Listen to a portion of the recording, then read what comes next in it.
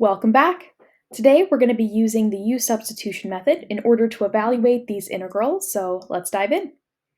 All right, so first things first, we have to decide what we're going to use substitute. So in this first example, notice that we have a function to the power of another function, right? We have 2x minus 3 all to the power of 4. So what we want to do here is we're going to let u equal to our inner function of 2x minus 3. So let's do that over here.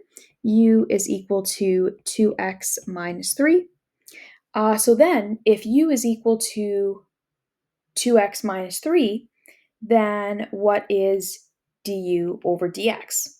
So for that, we're going to have to do d over dx of this side and d over dx of the other side. So let's do that actually on a separate line. So d over dx of u equals d over dx of 2x minus 3. And that's going to mean that du over dx is equal to, well, what's the derivative of 2x minus 3? It's going to be 2. And so therefore du is equal to 2 dx if we apply the dx up there. All right, so now that we have all of that information out of the way, we're going to actually rewrite our integral and do our u substitution. And I'll move these two problems down here. I just wanted to show them in the beginning so that you know that we will be getting to those as well. Okay, so next line, I'm going to actually substitute in 2x minus 3 for u. So integral of u to the power of 4 dx. But wait, we don't want dx anymore. We want something to do with du. So I'm going to figure out what dx is in regard to du. So if I divide by 2 here, I get that dx is equal to du over 2. So I'm going to be replacing dx with du over 2, like that. And then from there, I can actually remove the 2. I can remove like the 1/2 since 2 is in the denominator and say this is equal to 1/2 times the derivative of u to the power 4 du. And then we can actually take that integral. So what's the antiderivative of u to the power of 4? Well, that would be u to the power of 5 over 5. So this would be 1/2 times u to the power 5 over 5, and then also plus c, right? Because there could potentially be a constant there as well. Then I'm going to multiply the 1/2 in here and get u to the power 5 over 10 plus c.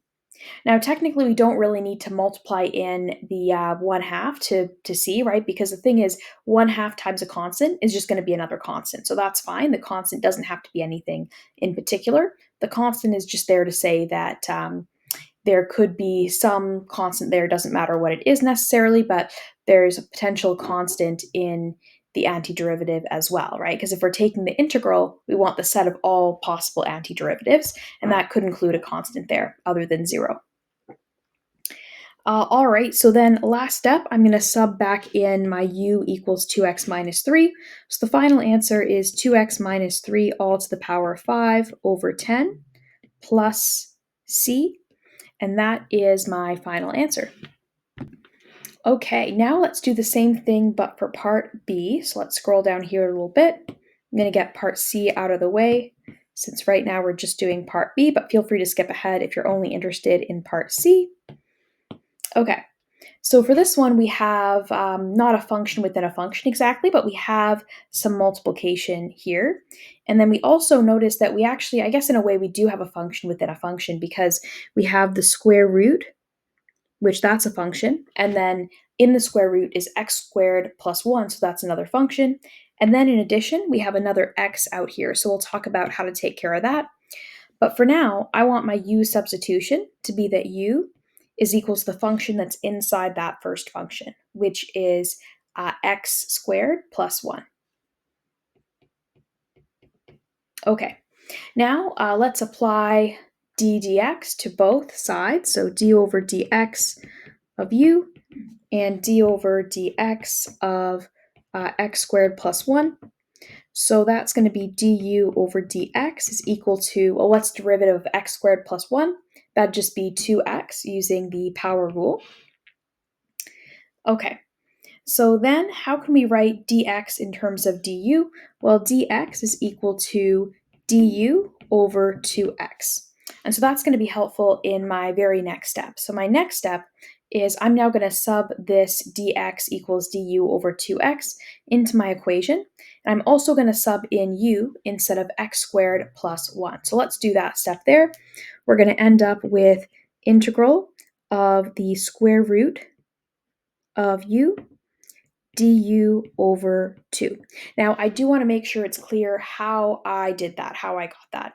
So here's the thing. We know that the square root of u is the same as this part here because u is equal to x squared plus 1, so that's how we got that. And then recall that over here we said that dx is equal to du over 2x. Now here we don't have just dx, we have x dx. So the thing is, if dx is equal to du over 2x, that means dx, or x of dx, if we put the x up here, is equal to du over 2, right? And so we use that in order to get this. So I did want to just make sure it's clear because a lot of people get tripped up at this step. I wanted to make it clear why that is, why we did that step there. Okay, next thing I'm going to do is I'm just going to remove the 2, like put it out front, and I'm also going to change the format of square root of u to be an exponent form, just because that'll make it easier to take the integral in the next step. So we're going to have 1/2 times the integral of u to the power 1/2, which is just the same as the square root of u du. Okay, and now I'm actually going to take the integral. So if I take the integral, I'm going to end up with u of 3 over 2 over 3 over 2, and then 1/2 times that, and then plus c, because there could be some constant there. And then if I simplify this, note that here I have a 2 in this denominator, and then this 2 is in the denominator of the denominator, which would mean it goes up to the numerator. So these 2's can actually cancel each other out, and we're just left with u to the power of 3 over 2 over 3 plus c. And recall that u is, from up here, it's just x squared plus 1. So x squared plus 1 to the power of 3 over 2 divided by 3 plus c is going to be our final result there. Oh, there we go. All right, so let's do one more. For this one, once again, we also have a function within a function.